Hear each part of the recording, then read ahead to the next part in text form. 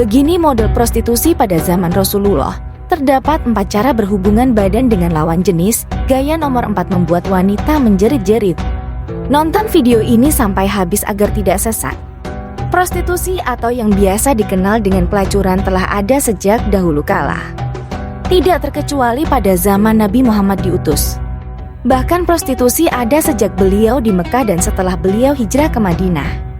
Ada banyak riwayat yang menceritakan soal prostitusi yang berkembang di zaman Rasulullah. Beberapa di antaranya adalah riwayat yang cukup populer dalam Sahih Al-Bukhari pada bab permulaan wahyu. Dalam riwayat tersebut Aisyah menceritakan tentang fenomena perkawinan yang terjadi pada masa jahiliyah. Sebagaimana berikut, menurut Aisyah ada 4 model perkawinan atau berhubungan badan pada masa jahiliyah. Pertama, kawin yang kita kenal pada hari ini, setelah turunnya agama Islam.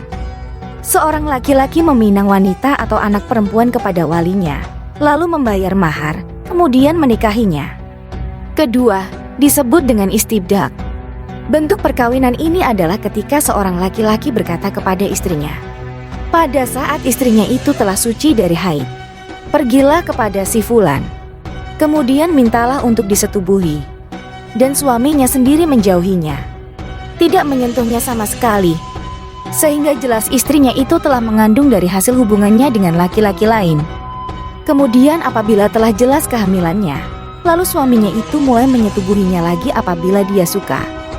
Tujuan dari model perkawinan semacam ini adalah untuk mendapatkan benih dari laki-laki lain.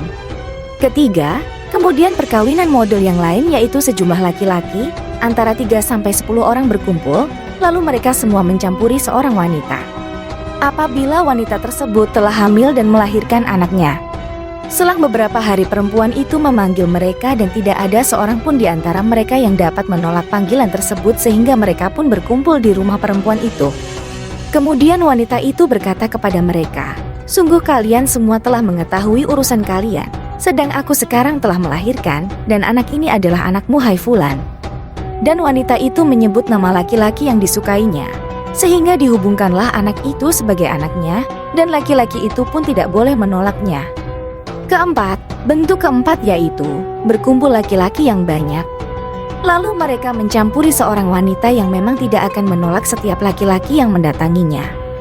Sebab mereka itu adalah pelacur-pelacur yang sengaja memasang bendera-bendera di depan pintu rumah mereka sebagai tanda bahwa itu adalah rumah bordir.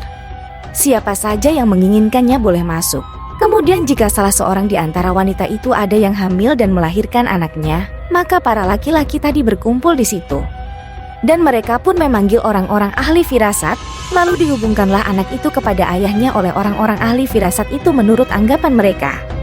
Maka anak itu pun diakuinya dan dipanggil sebagai anaknya, di mana orang yang dianggap sebagai ayahnya itu tidak boleh menolaknya. Di akhir riwayatnya, Aisyah mengatakan bahwa dari keempat model perkawinan di atas, hanya perkawinan model pertama yang dibolehkan dalam Islam. Riwayat panjang di atas menjelaskan bahwa fenomena prostitusi telah ada dalam budaya Arab klasik, di mana rumah bordir memasang bendera sebagai tanda bahwa tempat tersebut berisikan pelacur yang siap untuk digunakan.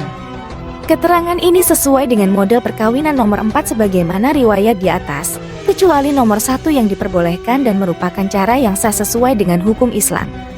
Setelah Rasulullah hijrah ke Madinah turunlah ayat terkait dengan larangan seorang mucikari untuk memaksa budak perempuannya untuk berzina.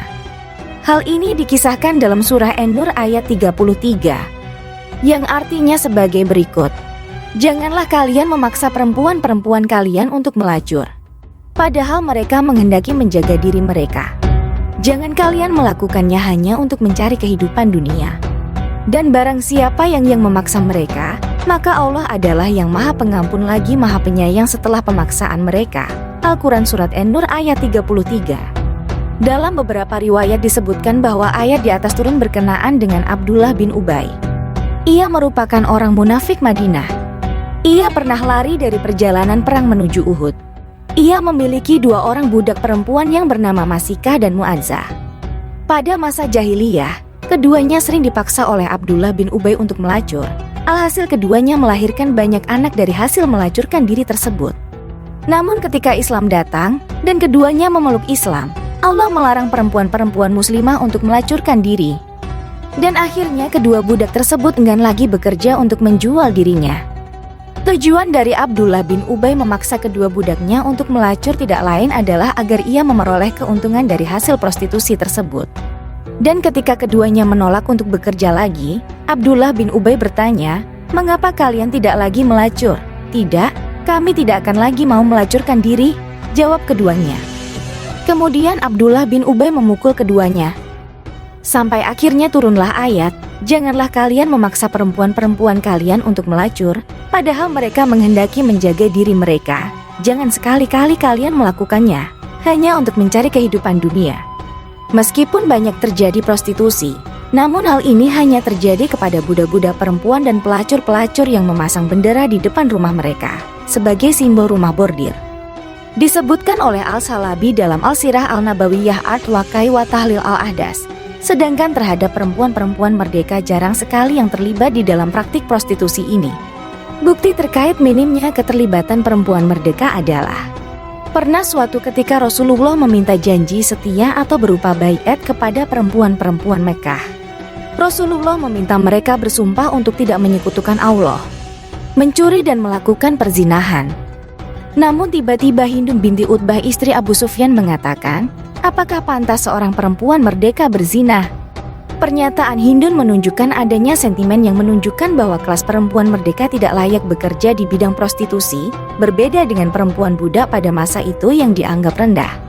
Berdasarkan hal ini membuktikan bahwa tidak semua orang Arab jahiliyah melakukan perzinahan. Banyak di antara mereka, khususnya perempuan merdeka, tidak pernah berzina, tidak meminum khamar, tidak membunuh, dan masih banyak lagi di antara mereka orang-orang baik. Demikianlah sedikit kisah bagaimana prostitusi bekerja di zaman jahiliyah. Kedatangan Islam menghapus semua jenis prostitusi dan menggantinya dengan pernikahan yang sah.